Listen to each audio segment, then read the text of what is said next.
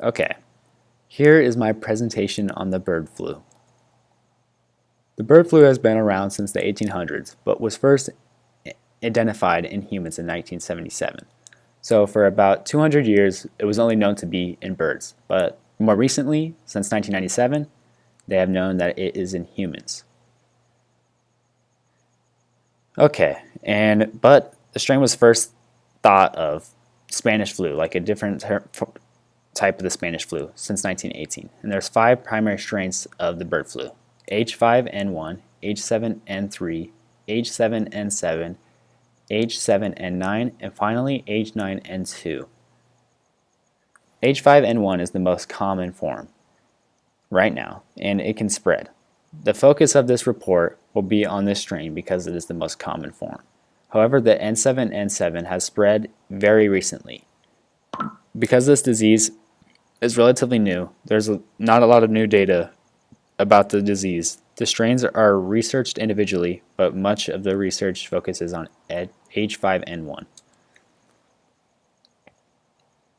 Okay, so over time, it's been thought of the same because it's only been around for about 20 years, so it's relatively new.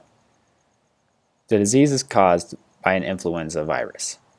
There was talk of a great epidemic that might occur worldwide several years ago. However, this never happened. This disease is more common in Asia than in other parts of the world. It has wiped out a lot of birds, but has not killed a lot of people.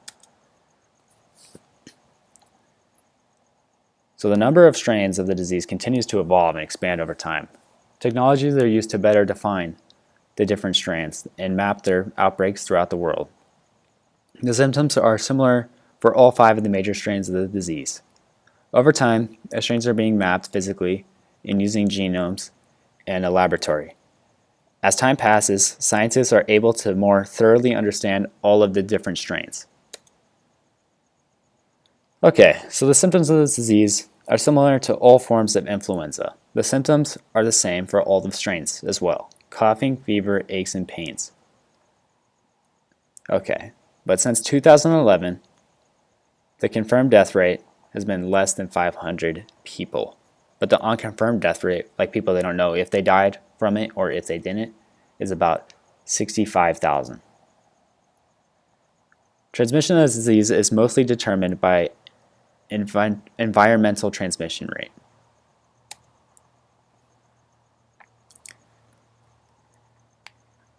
Okay. So this disease has been understood in the medical community is about the same because it's only been around for 20 years. And it's not like that new of a disease. But it's not like AIDS where they spend plenty of money on it because it's a very mellow disease and it doesn't really give that many health negatives. The treatment has been about the same for about 20 years. Doctors recommend standard flu treatment: rest, fluids, some precipitants like Corenza C. There is no evidence that antibiotics help, but you never know. Okay, so here's like a map of the disease. It's typically in Asia, and that's why people like assume just because like if you're from Asia, you get like blamed for having the bird flu. But yeah,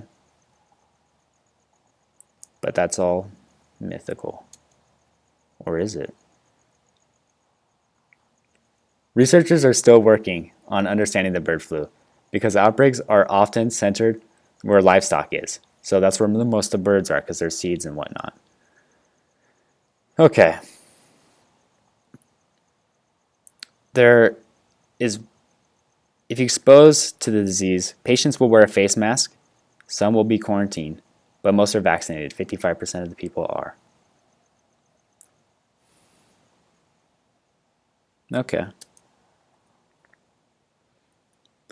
There has not been a lot of changes because the bird flu is only about 20 years old. The bias that exists regarding this being a disease spread by poor Asians who do not take proper precautions has not changed.